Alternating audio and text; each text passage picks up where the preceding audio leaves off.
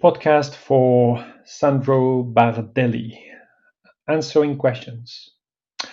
My name is Didier Queloz. I am professor of physics and astrophysics at University of Cambridge, UK, and University of Geneva.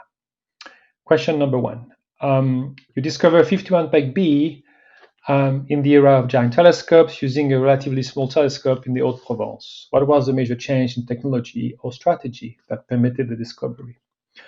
Well, the technology breakthrough was the use of a spectrograph built to achieve high accuracy or high precisions in radial velocity measurements. We've been using fiber fed, we've been using high resolution optics design, and a trick to control the change of the air index into the spectrograph. We had to invent the way to process the data at that level, and all this together made a machine called LOD that could reach 10 meters per second, which is exactly what you needed to detect a planet orbiting a star. The telescope 2-meter class is enough. You need a lot of telescope time, more than a big telescope for that kind of measurements. And that was good enough for us at the time of this discovery. Question number two, we know thousands of planets, we know mass distance. What are the surprises we had from these planets compared to the solar system? Well, the main surprise is all these systems are essentially different from the system we have in the solar system. They're different in the way the planets are located way closer to their stars compared to the solar systems. Essentially, most of the planets we have found, they are within the orbit of Mercury in our solar system. We found small planets, we found big planets, we found very big planet that we didn't think it would exist, challenging exactly whether it's a planet or if it's another object called a brown dwarf. But we found tons of planets, really, and the chance to have a planet is more than 50% on these other stars. But these are planets different from the solar system. So the question is, how rare is the solar system is still unknown. We know that clearly the solar system is not the main system in the universe, but it doesn't mean it's rare as well. We have to admit that planets like the Earth, at the Earth orbit, or even a planet like Jupiter, is challenging to detect. And in a way, we have been very lucky to discover this unexpected populations of weird objects, because we would not be counting thousands of planets right now. One of the techniques called the transiting techniques would be essentially a failure. Kepler would have found very little planets. So it's a gift of nature in a way that there are so many systems different. And it opens an interesting questions about the origin of life, whether we may have life also on these other systems, or we need to be very special in a way, like our own system. So how very special we are, that's a topic for the next 20 years to answer. And there's a couple of new programs right now which are trying to break this difficulty to detect other planets like the Earth or the solar system. Question number three, what are super Earth? Well, actually, nobody knows exactly what is a super Earth, but we're finding planets from the mass of the Earth up to the mass of many Jupiters. And there is no any discontinuity like we have in the solar system. In the solar system, we have the telluric planets like the Earth-ish and with Mars. Then we have a big gap. We have the ice giants, which is Neptune's, for example, and Uranus. And then we have the big giant planets, Saturn and Jupiter. Well, this is not what we see when we look at all the diversity of planets. You have planets that are sitting clearly between the Earth and Neptune's. Because we don't know exactly what they are, and we don't know exactly how they form in detail, we have called them super Earth, which means they're not like the Earth, but they're not like really Neptune either. And it's one of the hot topics of these days, trying to find out. How do we find out? Where we measure the mass and the size and to compute the density. We're trying to get the atmosphere of this planet, whether it's a very thick atmosphere, whether it's something like a thin atmosphere, whether they're rocky or not. We don't know. And that's the kind of questions that we're trying to answer. What are actually the super Earth? The kind of hint we have right now is there may be different kind of super Earth, some being really like the Earth, rocky, with almost no atmospheres, and other that are nothing like the Earth, more like Neptune, like mini Neptune. So I like using also the term of mini Neptunes when you talk about super Earth for that reason. Question number 4, on the basis of actual knowledge, how many rocky planets in the habitable zone are expected? That's a difficult question because we have very few rocky planet found. I mean, rocky planet means you have to demonstrate it's a rocky. So the fact you have one Earth mass or one Earth radius is not enough. So you have little planet right now that have both a mass and a size being measured. That seems to suggest they are rocky. It's essentially the density. They have to get a kind of average density or bulk density like the Earth.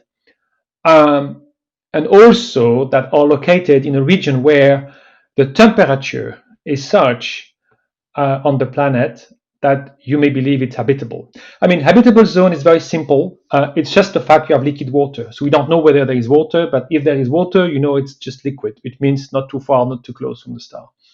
Well, it's a handful of planets right now with this. And they are even debated because they're not really properly measured. So essentially, we have everything to learn about rocky planet in the habitable zone, and that's one of the main reasons why we're flying satellites right now like TESS, and we will have later on satellite like Plato and hopefully direct imaging missions later on to just get them and to detect them. Question number 5, another step towards discovery is a study of the atmosphere. That's true. What do we know about the atmosphere of exoplanets? Frankly, not very much. We have measured atmosphere of the giant planets like the hot Jupiters. They are interesting because there are predictions on the formation mechanism about what should be this atmosphere, and it's not too far from what we understand. We've detected water in this atmosphere, for example. Water is an ingredient you should find a bit everywhere, so it was nice to find water in these systems. I remind you, water has been looked for in Jupiter and not really found because you have to go deep. They are more challenging to detect in our own Jupiter than in hot Jupiter, because in the hot Jupiter case, they are located on the outskirts of the planet atmosphere, so they're easy to see. Now, we have found a couple of planets without atmosphere. It's clear there is no atmosphere. It's reflections of the surface of the planet we have.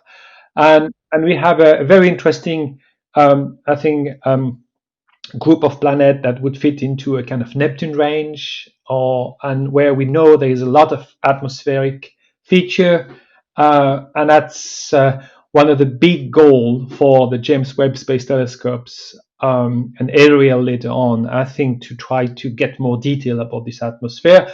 We're essentially using the transits as a tool. Transit can be used when the planet is on short period, because it offers a lot of opportunity to measure the transit. It's not really applicable when the planet has a longer period, and we may need to develop new technology here to do what's called direct imaging to see the emitted light from the planet. And that's one of the purpose of the gigantic telescope, the extremely large telescope being built right now, and the next generation of space missions that people are starting designing already, like LUVOIR, for example.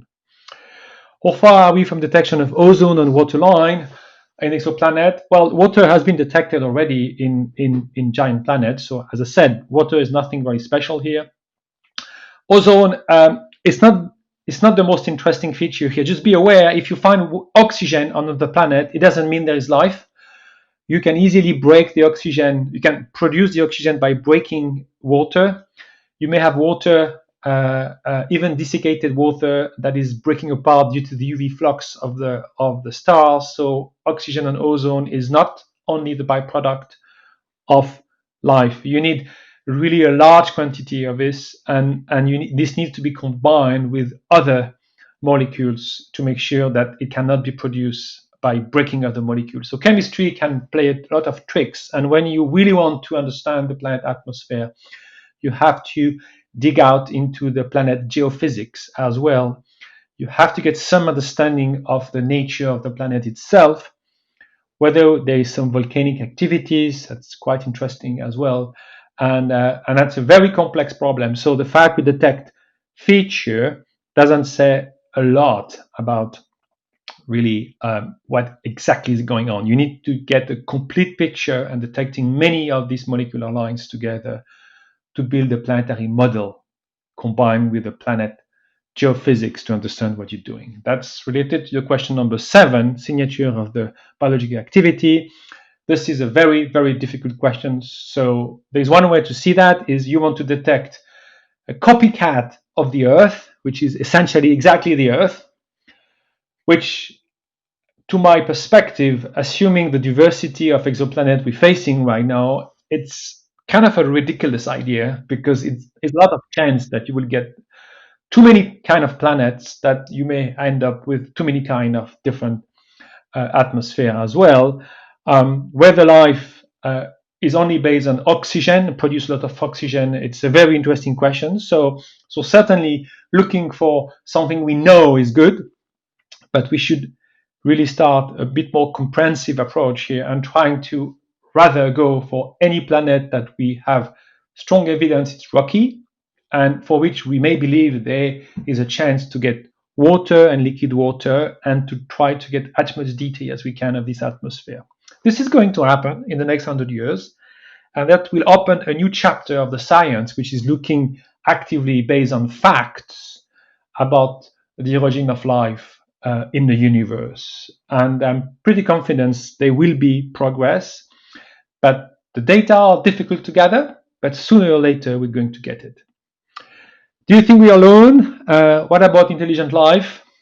Well, the question of intelligent life is always a little bit difficult. Depends a bit the definition of what you have by intelligence. If you think about life that can explore other planets, that's it's a civilization, so interstellar life. That I understand, but to me, I don't think as an animal we're more intelligent than the other ones. We're certainly more dangerous, and we reach a tipping point where we can destroy, and actually we are destroying the Earth gradually, but we could do that in a very rapid way using all the thermonuclear weapons that we have stored and ready to be used. So I really, I don't know, and life must have existed everywhere because it's kind of a chemistry process. Whether life leads to some animals like us that reach a tipping point in a way that we can destroy everything, possibly, and maybe that's why we have not seen anybody else. Because when you reach that level, it's game over. You reset the game, and because we are clearly going to mess it up, I said it frankly. So you open a very, very, very interesting chapter here, which is what does it mean reaching that level? What responsibility we have? I do think we are going to understand the origin of life. Sooner or later, we will be able to create life. We are already being able to create death. We are about to create life. We are getting all the what's called the God privileges. But are we really ready for that? And what does it mean for us? And what does it mean for our capability to explore further the universe? Well, maybe that would be the topic for another discussions. Thank you very much. Bye.